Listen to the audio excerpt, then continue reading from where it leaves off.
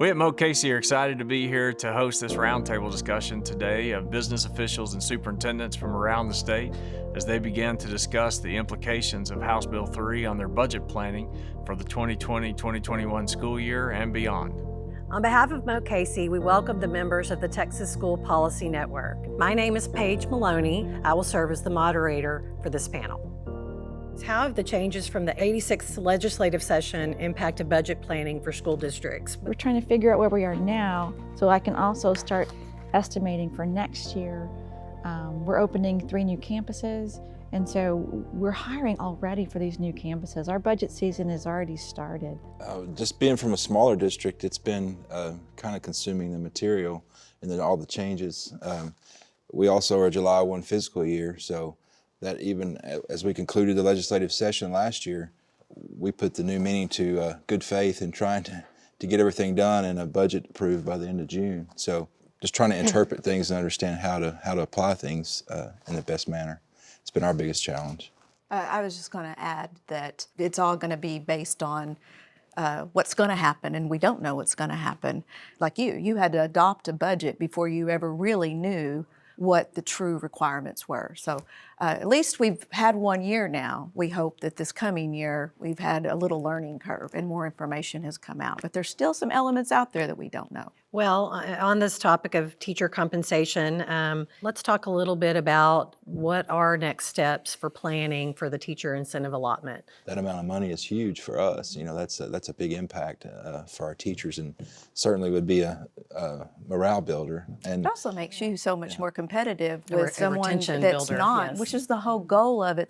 They want to keep good, effective teachers in the areas that need it the most. And so no longer are small school districts going to be lured away to bigger school districts that can offer more, compensation, because they can actually get as much or more at a smaller district. one thing I hope that we build a formula that still leans toward collaboration. You know, what I don't want to happen is we kill the collaborativeness of our teachers, and that's a worry in the back of my mind, but it's still such an opportunity. We've just got to build a system around. We have this huge planning process ahead of us, and we have to assemble a team that's going to help develop our program. And whatever their designation was, it was going to follow them wherever they went. The money follows the teacher to whatever district.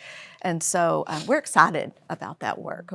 For our teachers, we want to give them this benefit. What are the most important components of budget planning in 2021 to achieve the spirit of the new law and improve opportunities for our students? One of the big things we have to look at is some clarification on the transition grant and money that is tied into the small school adjustment allotment, is how that's going to play out. Just still trying to gather as much knowledge as we can and have great networks to reach out to like these guys. So Everything that we're doing is about making sure that we are projecting the revenue, making sure our teachers are compensated, that we want to attract teachers, like you said, we want to retain them, we want people to want to be teachers, at the same time making sure that we have the revenue. What have you learned from the changes of the 86th legislative session, and then how do you take that key learning and move it forward? I learned that, especially this year, we're all in a level playing field. You always sort of think in this profession that you're the only one that doesn't have all the answers, that everybody else has it all figured out. And it's never the case. We're all trying to figure out the best way to do stuff, and our best approach to all of this stuff is reaching out to each other and making sure that we're all on we had the same information. That's exactly what I was going to say, was that there are so many resources out there, Mo Casey and the Policy Network being one of them. I mean, if you take all of those elements and read the guidance that's out there, and then things like this is an excellent opportunity. This has been a wonderful learning experience just to be able to engage, but we're all dealing with the same elements.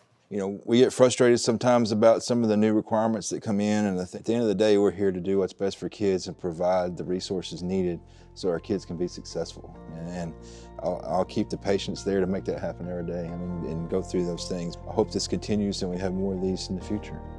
It's been a marvelous opportunity for all of us. Thank you. Thank you.